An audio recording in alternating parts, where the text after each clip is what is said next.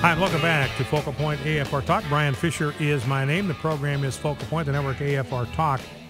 We played you the soundbite. Representative Matt Salmon from Arizona, I believe, who came out as a strong defender of natural marriage, even though his son is gay. Because remember, Rob Portman said, well, I believed in natural marriage until my son came out as gay, and then I completely flip-flopped. I completely rolled over, completely caved on the issue of the definition of marriage. Matt Salmon didn't do it. He said, look, I still believe at a very deep, profound level that marriage is the union of one man and one woman. I love my son deeply. I love my son as much as I can love anybody, but that does not change my view of the institution of marriage. And now his son has come out defending his father. His gay son, his homosexual son, has come out defending his father. This according to the Washington Blade, which is a gay newspaper. Here's what he said. People seem to be trying so hard to analyze where it's coming from, but really he was quite straightforward. And this is the son. Now, and ladies and gentlemen, you always hear the homosexual activists say, essentially what they say, if you cannot accept my behavior, then you're a hater. You're a homophobe. If you don't approve of my behavior, you're a homophobe. You're a hater. You're a bigot. And this proves that that's not true. This absolutely proves that it is not necessarily at all true. I mean, some people maybe can be bigots, but we don't hate anybody here at AFA. We love everybody. We love homosexuals enough to tell them the truth. We simply disagree with them about whether their behavior ought to be normalized and given special legal protections in law. And we say no. We don't hate them. We just disagree with them. But that's not enough for them. If you don't agree with them, then you're a hater. That's how they come back at you. And this proves that that's not the case. Here's what this homosexual son said about his father, who is unflinching in his support of natural marriage. My father loves me very much, and he supports me, and he respects me. He's very much there for me as one of my closest friends. I think that was obvious in everything that he had to say. So, ladies and gentlemen, here is proof positive that it is perfectly possible to love somebody more than you love your own life, and yet not endorse homosexual behavior, not say it's a good thing, not say that homosexual marriage is a good thing. His father doesn't. His father loves him, respects him, is his best friend, is there for him, but he still believes that marriage is a union of one man and one woman. Well, let's go to Eric in Little Rock, Arkansas. Eric, welcome to Focal Point with Brian Fisher. What's on your mind? Good. How you doing? I love your show, man. Thank you very much. I just wanted to bring up a point that last week you had a caller call you and actually recommend that you quit using that report out of Texas about children raised in homosexual homes. Yeah. Mm-hmm. And I believe it was because of, out of time, but one of his last statements was that the report was flawed because it was only two people that were raised in the home. Yeah, and what he was talking about there, that spent their entire childhood raised in a household with one same-sex set of parents.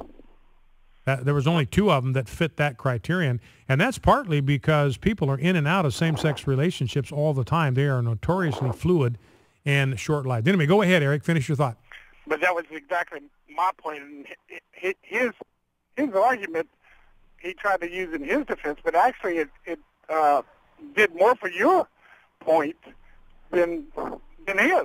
Mm-hmm. And I believe that was overlooked. Yeah, is what I'm trying to say. I mean, if there's only two that actually were raised up in that environment, maybe the environment's not so good. Yeah, because and that's a great point you're making, Eric. The reason there's only two is because homosexual relationships are notoriously temporary and of short duration. They just do not last, so that's. I mean, there's a reason for that. It's a very good call, Eric. I appreciate that very, very much. And I mentioned this when I was on the BBC. We played that soundbite of my appearance on the BBC, and I made the point that the University of Texas at Austin, that's the flagship school for the University of Texas system. That's their premier institution. They've got an Office of Research Integrity. It's a research university. They've got an office whose purpose is to examine complaints against the research methodology of faculty. So there was so much dust in the air over Mark Regnerus' study that the Office of Research Integrity, I don't know what it's called exactly, that's not the exact name, but you know what I'm talking about. They've got an office devoted to that.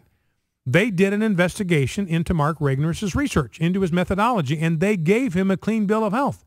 They said, we've looked at how he's gone about this research, and it is good research. The methodology is fine. There's nothing flawed in the research. This has appeared in a peer-reviewed journal. We believe that this research, his research, is an important component in the cultural debate, the discussion, the academic debate over this issue. So his research was cleared at the highest levels there, University of Texas system. 888-589-8840 is the number to call, 888-589-8840. You probably saw some economic information that came out today, and I just want to be sure you understand how to interpret those numbers that came out today. I'm going to start with the New York Times here. Hiring in U.S. tapers off as economy fails to gain speed. So even the New York Times, the economy fails to gain speed. Hiring is tapering off. What does that mean? We're heading into the tank. Even the New York Times can't flack and cover for Barack Obama anymore. Here's the New York Times. The nation's employers increased their payrolls by 88,000 last month, compared with 268,000 in February. It was the slowest pace of growth since last June and less than half of what economists expected. Now, part of what's significant about the 88,000 figure, number of payroll increases, the economy has to create between 125,000 and 150,000 jobs every month just to keep from falling behind, just to have a job for everybody that enters the workforce. Only 88,000 jobs created last month, even the New York Times admitting that. It was the third consecutive spring in which employers tapered off their hiring even after adjusting the numbers for seasonal changes, meaning that even though they tried to make these seasonal adjustments, they still couldn't make them look good. They mess with those numbers all the time with these seasonal adjustments. Even with that, even trying to doctor the numbers, they couldn't take the stink off of this skunk. Economists have started calling the phenomenon the spring swoon. The unemployment rate, which comes from a different survey, ticked down to 7.6% from 7.7%. So normally the New York Times would be out there celebrating this, but this shows you that the varnish is off the table when it comes to Barack Obama. Because the New York Times normally would be celebrating as, hey, the unemployment rate is down. It's dropping. Things are improving. This is wonderful news. Barack the Benevolent is bringing the economy back. But here's what the New York Times says. The unemployment rate ticked down to 7.6% primarily because more people dropped out of the labor force, not because more people got jobs. Now, what's significant about this is you know this because you listen to this program. We have been telling you this for years. The drop in the unemployment rate is because so many people are dropping out of the labor force altogether. That's the only way the unemployment numbers can come down. People have gotten so discouraged that they've simply dropped out. 466,000 people stopped looking for work last month. They dropped completely out of the workforce. They're so discouraged now. 466,000 people in 1 month got so discouraged that their job prospects, they have just dropped off the map. They're off the grid altogether, and they are no longer counted in the unemployment figures. And now even the New York Times is finally starting to admit what you have known for years because you listen to this program. This is something that you couldn't get the New York Times to admit a year or 2 years ago. The labor force participation rate has not been this low, 63.3% since 1979. You got to go all the way back to Carter to get a labor force participation rate that is this dismal.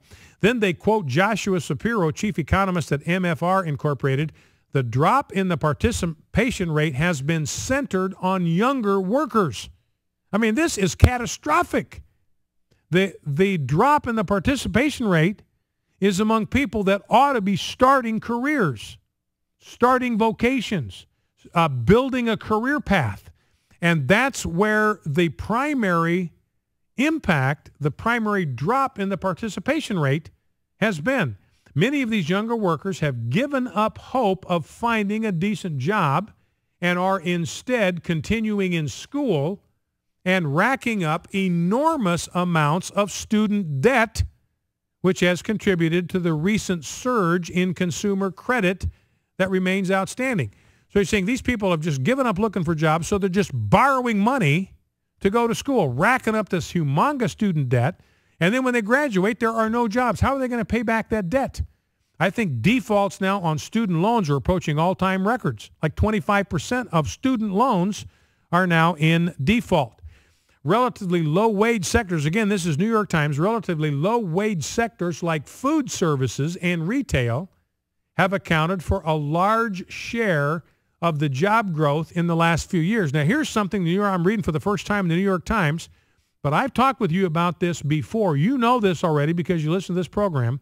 A report in August from the National Employment Law Project, a liberal advocacy group, found that a majority of jobs lost during the downturn were in the middle range of wages, and a majority of those added during the recovery have been low-paying jobs. So even the New York Times saying you can't just even look at the total number of jobs because the jobs that were lost, the jobs that have disappeared, the jobs that have gone away were middle-income jobs, middle-income wages.